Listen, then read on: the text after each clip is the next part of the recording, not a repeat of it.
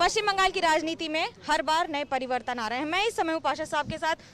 आपने मीम का हाथ छोड़कर टीएमसी का हाथ थामा है, क्या कारण है ये? उसकी वजह यह है कि बंगाल की सियासत में जो जहर खोला जा रहा है और जिस तरीके से बंगाल के वोटों को पोलराइज करने की कोशिश की जा रही है, हम इसके खिलाफ हैं। इसीलिए हमने देखा है कि बीजेपी जैसी कॉम्युनल ताकत को अगर रोकना है तो दीदी के हाथ को मजबूत करना पड़ेगा। इसीलिए हमने तमाम हमारे साथियों ने यह इरादा कर लिया है कि इस वक्त जो बीजेपी को रोक सकता है उसको मजबूत करो। तो दीदी से बेहतर बंगाल में और कोई नहीं है जो बीजेपी को रोक सकता है। हमारा पूरा अनकंडीशनल सपोर्ट उनके साथ है। अनवर हुसैन साहब, अभी जिस तरह से आंकड़े आए बिहार में, आप ही की पुरानी पार्टी को कह दिया गया कि भाजपा की बी टीम है, तो क्या ये भी एक उसी तरह का कवायद माना जाए?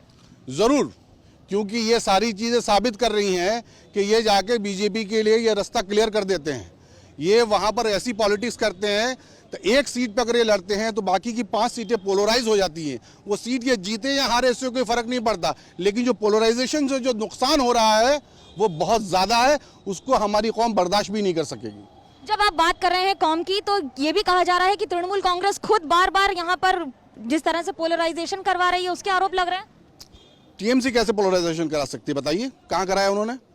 हिंदू और मुस्लिम की बात करके जो सवाल उठ रहे हैं, इसी पर सवाल उठ रहे हैं। यही सवाल मैं आपसे कर रही हूँ। मैडम ममता बनर्जी जो हैं सबसे सेकुलर नेत्री हैं।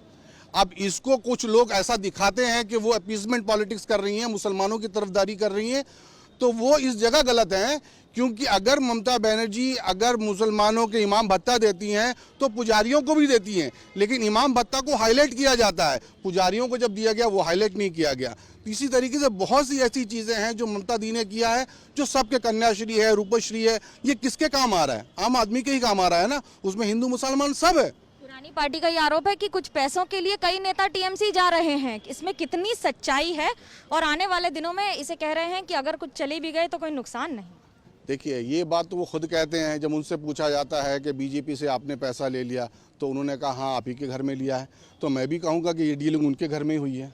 असादुद्दीन ओवैसी को आपका क्या संदेश होगा? मैं उनको बस क्लियर कट ये कहना चाहता हूँ कि आपने ये कहा है कि मशवरा, मैं आपको मशवरा देता हूँ साहब कि इस वक्त बंगाल आप ना आए, और आप अगर फिर भी जिद करते हैं बंगाल आने की, तो हम सारे मीम करने वाले, हर डिस्ट्रिक्ट से यहाँ आदमी आया हुआ है, हर डिस्ट्रिक्ट प्रेसिडेंट यहाँ पर आया हुआ है, हम पूरी कोशिश करेंगे आपको रोकने की और इंशाल्लाह आपको रोक देंगे। जहाँ एक और राजनीति बार बार अलग अलग कैमरा पर्सन के साथ मनोज लोईवाल, कोलकाता आज तक।